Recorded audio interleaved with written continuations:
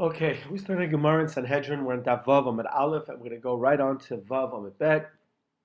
The name of the parak is Dine Mamos B'Shlosha, and it's the first parak in Sanhedrin. The Gemara introduces a Braita. Tana Rabbanan, our rabbis teach us, Keshem Shahadim B'Shlosha, just like we arbitrate a court case with three judges, Kach Bitsua B'Shlosha, we arbitrate compromise with three judges as well.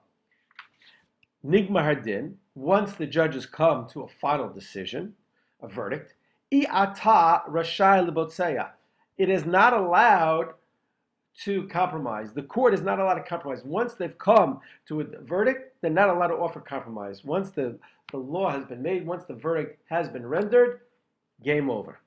Now the Gemara gives us a mnemonic, Sarmash Benakash, Siman, and that's a mnemonic way of remembering different rabbis and their opinions in the Gemara. Rabbi Eliezer bino Rabbi Yossi HaGlili. Rabbi Eliezer, the son of Rabbi Yossi HaGlili, Amar said, Asal lebotseya, it's forbidden to compromise. V'chol botseya, and someone who offers compromise, hare ze chote, he's considered a sinner. We'll see what this means in a minute. And anybody who blesses a compromiser, you bless someone who compromises, he is considered a blasphemer. As the pasuk says,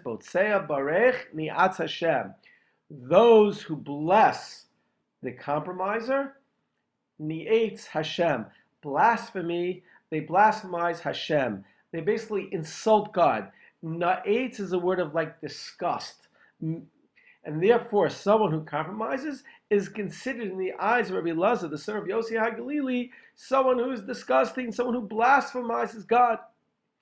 Ella, he says, rather, when it comes to a court case, Yikov Hadin Esahar, let the judgment, Yikov, pierce the mountain. Judgment is so strong, emes and truth, nothing stands in the way. It should, just like it should pierce through a mountain. That's how strong din should be.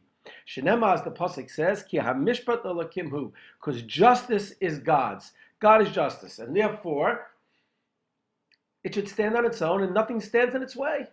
So compromise seems to be a little bit wishy-washy, and it's not what really din is supposed to be about. That's his opinion. And it goes on and says, V'chein Moshe haya omer, and it was said about Moshe, who would say, Yikov hadin esahar. Judgment should Yikov pierce the mountain. Moshe was someone of law. He was Torah's emes, Moshe emes. And therefore, Moshe called it black and white. That's how he saw it. He saw the world in black and white. He understood the Torah is emes, and therefore, he called it the way they see it, so to speak. And there was no room for compromise. Aval Aaron, his brother Aaron, different. Ohev Shalom, Verodev Shalom. Aaron was a lover of peace, and he was a pursuer, a rodev of peace. Mesim Shalom ben Adam lechavero, and he was known to place peace between friends. He would go out of his way to make sure there would be harmony between people. Sheneman, the pasuk says, Toras emes haisa bepihu. The Torah of truth was always in his mouth. The avla lo nimtza b'safasav, and avla, no mistakes were found. No mistakes were found on his lips. B'shalom b'mishor holech iti, and he would walk in peace and uprightness with me. V'rabim heshiv avon, and the many he would turn away me'avon from sin. So the Gemara does bring down a proof that you can still be straight, still follow the law, the emes, the truth of Torah, but you can create peace. And by creating peace, you can turn away people from doing sins like Aaron.